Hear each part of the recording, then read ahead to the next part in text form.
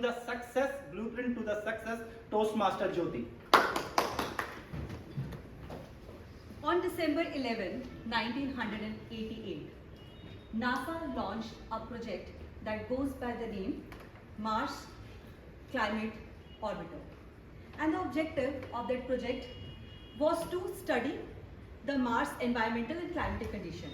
And the reason for that was, as there was a lot of scientific curiosity due to the similarity between Mars and Earth in terms of climatic condition, season patterns and weather conditions. But 9 months into it, the project was failed. We, from Earth, we lost the connection with the spacecraft. And the reason was that it entered into the orbit which was very close to Mars, and in that process, that aircraft got destroyed. Now, talking about another scenario, in 1970, which was sometimes before this one, NASA launched another project which was Apollo 13. It was intended to be the third lunar landing, and in that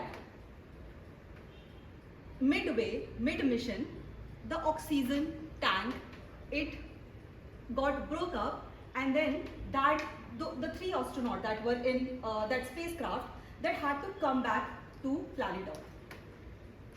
It is also famously called as successful failure. And in that case, though the mission was not successful, but the people were able to come back to planet Earth safely.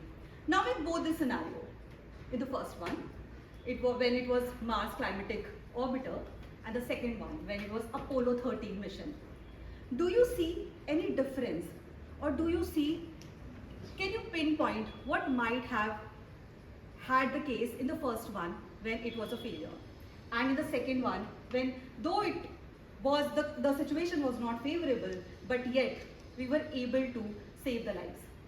Any guesses? Maybe the learnings from the earlier one. Okay, that could be one. Any other guesses? Luck. Okay, that could be something that we can say that it might be the case. Any other? They were Toastmasters. For sure not. That was not the case for sure. As per the plan, say how they will return. So this is actually strategy. Okay, So very well done. A clap for Javed. So difference was actually the planning. An investigation was set up in case of Mars Climatic Orbiter, and it was found that actually there was a difference in the units that they were using at the spacecraft and at the ground. And the engineers were not able to detect that system failure that happened due to the difference in those metrics. And the second case, which was Apollo 13, they had actually all the what if scenarios planned, and they have a number of simulations that was practiced by astronauts at what will happen if something will fail, and the result of which they were able to actually implement the contingency plan. In the first case, there was a huge loss of $327 million. And then in the second case, we were able to save the lives. So planning is something that played a very important role in both these cases. And there are a number of multiple cases that has either been a success or failure depending upon the kind of planning we have. And since it's a long project, it is my responsibility to tell you a few more examples. So Target, if you know, Target is just like IKEA but having much more products. It is very prominent in US. So they tried to expand it in Canada as well. Between year 2013 and 2015, and they were planning to expand to open that the stores in 133 stores across Canada. But that project, that costed them $2 billion, that went into vain, all because of poor planning.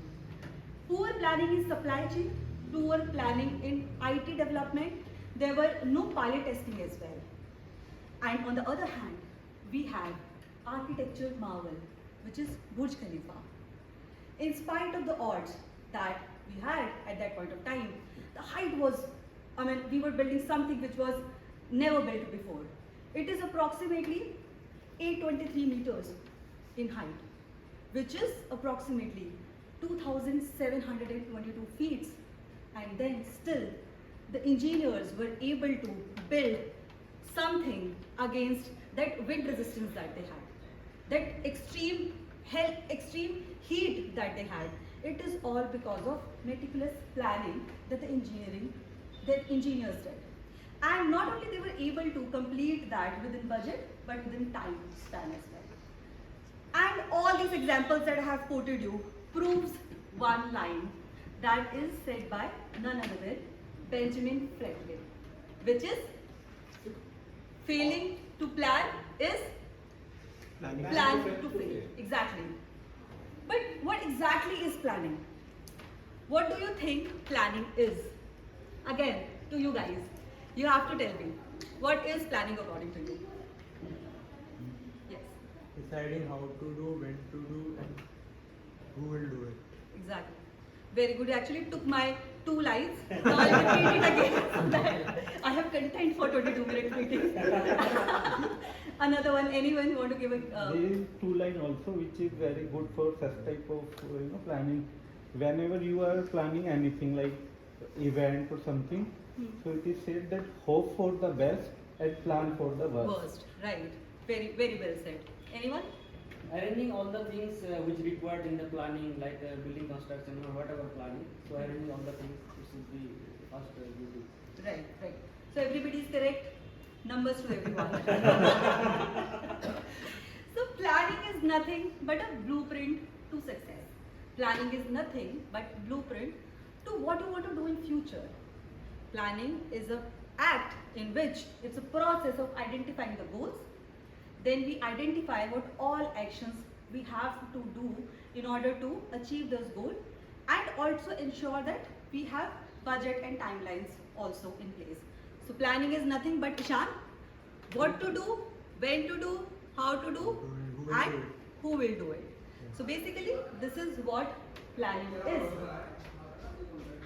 And there are number of frameworks, unknowingly or knowingly, we are doing when we are planning for something. I work as a supply chain consultant in planning domain. And there are a number of frameworks that we use. Before we start any project, so the first phase is blueprinting phase. Whenever the project will design, the design will start, the development will start, the testing will happen, cut over, production, it will move to production. But before everything else, the blueprinting happens. And basically in blueprinting, what we follow is one of the model, which is basically the gap analysis. So we try to understand the as-is that we have right now, and then we come up with a to-be state, which is a target operating model. And then in between, there are gaps, right? And then we try to bridge those gaps with the list of actions that we can do. This is just one of the models that we use. In IVP, that is SAP IVP, we have what-if scenarios also. So that is also something that we do as a part of planning, and it is also one of the framework. Value-based planning, that is also another framework. But the framework that I am going to talk about is something that we understand as a people who are sitting here, who having very day-to-day goals, and that model goes by the name OKR. OKR. So any guesses on the abbreviation? Objective and key results. Absolutely. So it is objective and key results. It was actually created by the Intel CEO, and that was in 1970, and he goes by the name Andy Grove. But this model was popularized when Google actually used that model in 1999. It is that model which has been used by multiple organizations like Twitter, like Netflix, like Adobe, and many more organizations.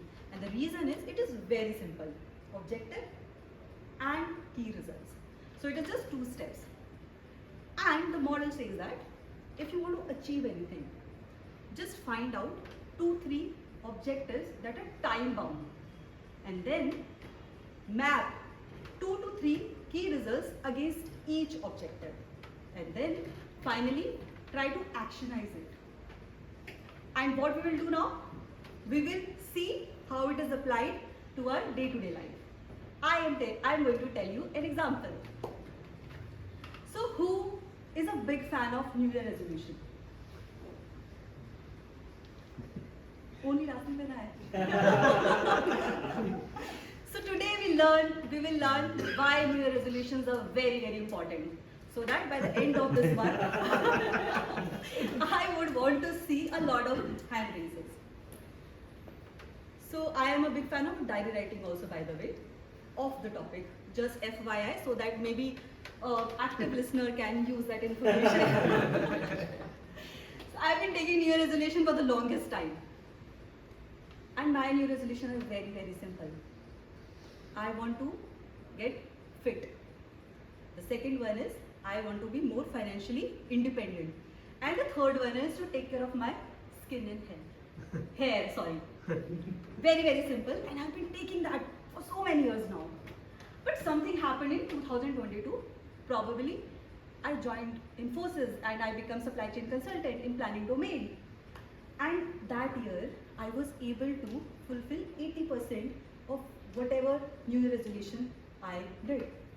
Now I turned back the pages of my diary and I started reflecting back that what was the difference, though the New Year resolutions were same. What I was writing before 2022 and what I wrote in 2022. Then I saw a major difference. And I was doing it unconsciously. But now since I have to give a speech, I did all the mapping so that everybody understands. So before 2022, for 4 or 5 consecutive years, I was writing that I want to get fitter. I want to be more financially independent, and then I want to take care of my skin and health. In 2022, I wrote that the first objective was, I want to get fitter by the end of this year. And then I actually added sub points. I didn't know that these were the key results at that point of time, but now I know.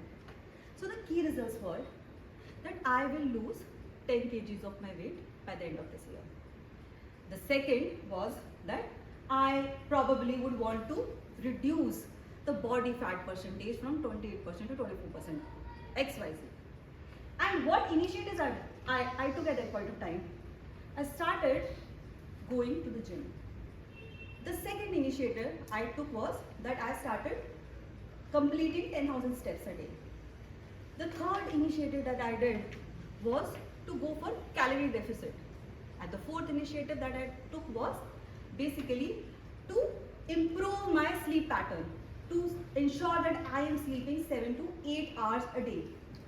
And the same logic I applied when my initial objective used to be to have more financial freedom. But in 2022, what I said that I would want to attain that financial freedom by the end of this year. And then the key results that were corresponding to this particular objective, that I wrote that I will buy a property by the end of this year. The second was that I will open recurring FDs. And what all steps I started taking, I stopped hoarding the stuff. I used to ask myself, do I actually need this or not before making a purchase? And then I have automatically started debiting certain amount from my one account to another account. So I know for a fact that I only have this amount to spend. And that's how I have been able to achieve almost 80% of what my New Year resolutions were at that point of time. And when I look back, I understand that, the planning, what it brings to the table. it improves the success rate. This is not just supported by me, this is supported by Project Management Institute as well. And they say any project that starts with a detailed laid out plan, it has 38% more chances to be successful and 33% more chances to be completed within budget. It is also backed by Harvard Business Review, and it says that if any business have a detailed planning, it has 30% more potential to grow than the one which are doing on ad hoc basis.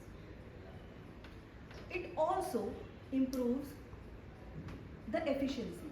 When we plan something, so if anybody knows about Rasi, which is basically responsible, accountable, then who is consulting and who is informed, that is also a framework that we use. So whenever we plan something, we actually ensure that we are dividing the roles and responsibilities also. We are also highlighting what are the interrelated activities so that everybody is aware who is responsible for what. So it improves efficiency as well. The third thing that planning helps in, it reduces the chance of failure. So in that example that I quoted, Apollo 13, though it was not a success, but they were able to reduce the chances of failure. They were able to save the lives of 3 astronauts that were in that spacecraft. And it also, planning also helps you improve your motivation. Though it is just a word to say, and discipline is something that we should focus on, but still I would say that when I was able to achieve something in 2022, then I realized that probably if I continue doing, I would be able to improve my health, take care of my hair and skin, and also save enough money. Planning also helps in adaptability, and that we have seen during COVID. It is recorded that the projects, the companies that had their roadmap planned for digital transformation at that point of time, they were able to adapt twice as faster as the one who were doing on ad hoc basis.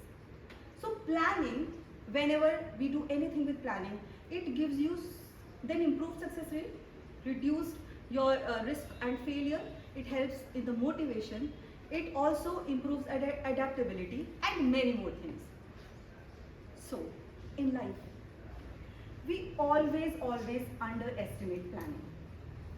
So the next time when you are trying to be the entrepreneur, or maybe you are trying to run a marathon, or maybe trying to take care of your financial asset, everything starts with a simple plain planning. Everything starts with a planning which is time bound and where everything is actionable.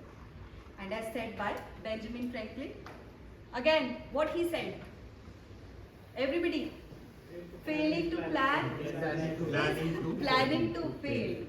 So next time wherever we plan something, let's do it consciously. Let's just not talk about success. Just try to build it step by step so that even our chances of success increase in the bracket of 30 to 40%. So next time when you are doing it, you are informing me that that's the model that we have been using, which is the model name was OKR. OKR, and it is abbreviated as Objective Key results. and key results. So everybody is going to do that and will come back to me that we have been successfully able to do that as we are about to take the New Year resolution. Thank you so much.